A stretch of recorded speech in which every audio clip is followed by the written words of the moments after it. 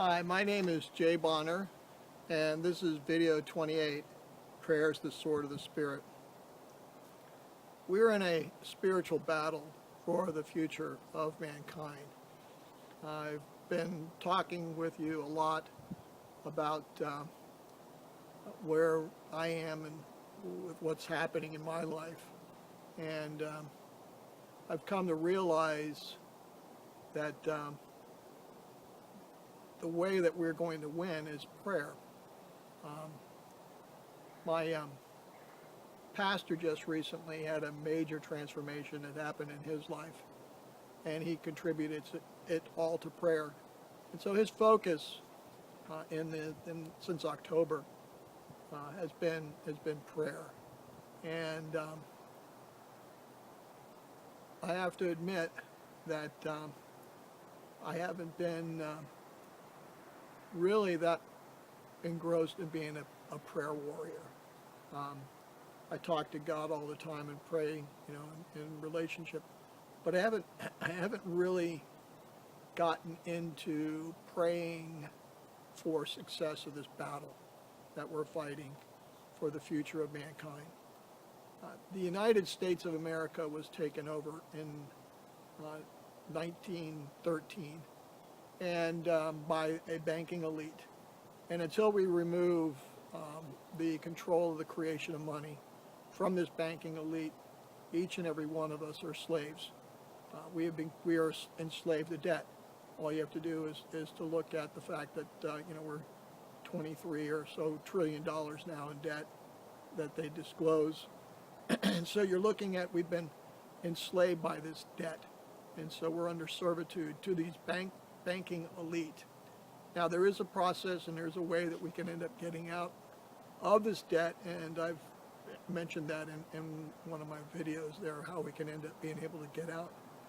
But the way in which we're going to get out is that we have to pray.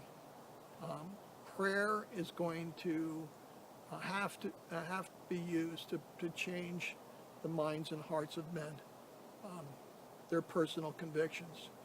For instance, in my campaign as running for Congress, the major problem that I faced was that men and women of faith have a conviction that we are in the end times, and that because we're in the end times, I'm just going to sit back and watch the world destroy itself.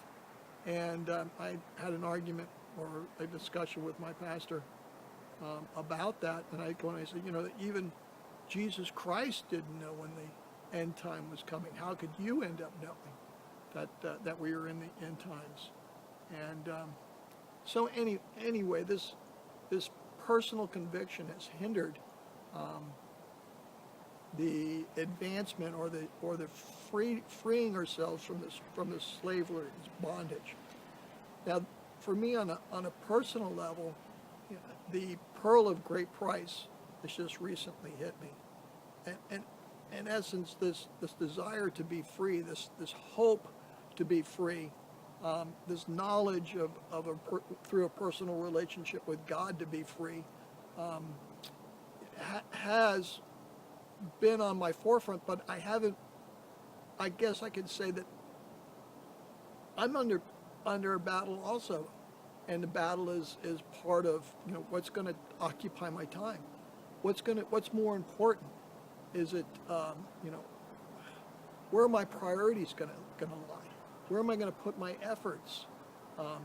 If freedom is really, and I'm talking liberty from this bondage, from the banking elite, is really a priority, why don't I spend my time there? And so anyway, I just came at this point to recognize that the battle that we are facing, the war that we are in, be it in terms of our attitudes or our convictions that are not quite right with the Lord, that would be necessary for us to usher in His kingdom, the kingdom of heaven, that those changes will have to happen through prayer.